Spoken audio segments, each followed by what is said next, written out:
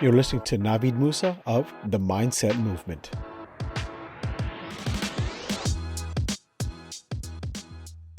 Hey guys, how you doing? Navid Moosa here from navidmoosa.com and the Mindset Movement podcast.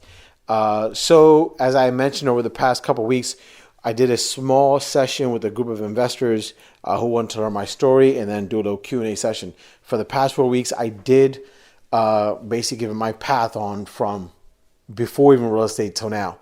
And so now, when that was done, we did a Q&A session. They could ask whatever they want. Everything was on limits, basically. There was nothing off limits, if you will. So this is part 1 of 4 of the Q&A session. Hope you guys enjoy it. Proximity and with the public speaking starting out saying, like, I'm not good at this, you're killing it. Oh, thank you. I appreciate Your it. heart's in the right place, and I got out of this one a lot more, like, it does get to a place where when that fire is in you in the beginning, and you're like, I just want it, and you get one, and you're like, okay, I'm good. And you get in that slow move, and that's like when that next person doesn't come into your life, or when that next deal doesn't come to you. Yeah.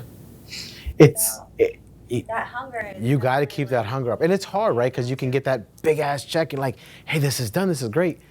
But that check only goes but so long. Even like your eyes aren't open to getting a new deal because the tenant's moving out and the busyness is starting on another path. Yes. And you're like, not that you're not being productive the right way, but the hunger starts to develop like a tenant problem or a water leaking or something. You get busy over here instead of looking like at your goals where you want to go. Yeah. Yeah, I mean, and that's kind of natural, right? Like it's your first, right? Your first deal, so you want perfection. Oh, who doesn't, right? Whether you're meeting your soon-to-be in-laws the first time or you're wanting to make an impression on the first date or whatever, you want everything to go perfect. And I think that's our self-failures that we do. We want that perfection. We want when I place an order and Lowe's says it's going to be in 5 to 7 days, it's going to be in the 5th day, not on the 7th day, right? You want that to happen, but we put that pressure on ourselves. Our contractors may tell us, hey, listen, it's going to take some time. And Michelle could tell you some horror contractor stories herself. Sometimes we do that to ourselves, that we say we want this to be like this, when it's like, listen, relax, it'll get done. Maybe not at 3 p.m. on Tuesday, maybe 2 p.m. on Wednesday, but it'll get done, it's okay, But that's a natural instinct for anyone. For that first deal, you want it to be everything, completion date, budget, you want everything to be perfect, stuff like that, right? Yeah. If your perspective shift just from going to being so set on numbers, just to being like, I'm going to be okay no matter what the outcome is. Yeah. Because it's the internal circumstances in your head, not the external. So basically whatever happens, happens. That's a good way to put it, internal. To work for you. Yeah, I think, sorry, go ahead. When you work internally as opposed to externally, when you really get right in your head that you're going to be okay no matter what the outcome. Yeah. And if that makes a huge difference. Yeah, that's why it says mindset, right? Exactly. That's what it is. It's all in your head at the end of the day. It's all that. It's all that. So it doesn't matter what happens, but what you do with it and all the things that you've learned, obviously, after the fact. Those I feel are more valuable to you than any of these successes. Oh, hands down. Especially now that you can talk about this here and you're teaching so many people such good value. Oh, thank you. Giving them. It makes a difference. It changes people's lives. Thank you. I appreciate that. It's actually funny when Caesar asked me to speak. I forgot you asked me about the numbers or something like that, like transactions or whatever. I'm like, yeah, I've never looked that up until that day. Like I said, let me look at my transactions. I think I called you, right? I think I called you and said, hey, how do I look up how my transactions? Because I don't look at numbers. Like someone asked me, what did you make? I don't know, my bills are paid. I have no clue what I make. I know my bills are paid. No one's calling. No one's collecting. IRS is happy and stuff like that.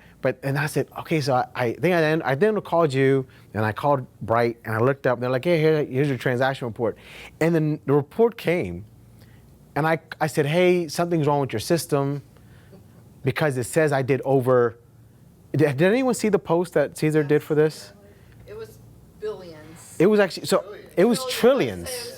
It was over $1 trillion, over $100 trillion of transactions. And I was like, that can't be right. Like what, I don't even know what number is. First of all, I don't know what number comes after a trillion. I have no clue. But I was like, okay, 1,000, 100,000, million, 100 million, billion, 100 billion, trillion, 100 trillion. What happens at a trillion? I didn't know. And I was like, this can't be. And I called him. They're like, no, Mr. Moosa, you've been, first of all, don't call me Mr. Moosa. I'm not my dad, okay? It's Navid. And he's like, no, you've been in our system since 2005, so these are all your numbers. And I was like, holy crap. So it's cool to say, hey, I've done over $100 trillion in transaction, but what does that mean? If I tell you the $100 trillion in transaction, oh, good for you, right? That's it. But if I tell you, hey, listen, this transaction that I got a $1,500 check for, it took me 3 months to close it, and it took everything and I had to come up with my own commission out of pocket and all that kind of stuff, that's going to give you more value than that number right there. And what does it mean in your head too? How are you responding to it in your head? Because you can make that much money, but ultimately, if you're not a good person or what you're doing with it ethically, it makes a huge difference as well. That's it. Yeah, that's what I would tell anyone, you guys, even if you're not a realtor, just don't. Even if you're just someone who invests for yourself, like you flip for yourself, self-manage your properties, you're the client.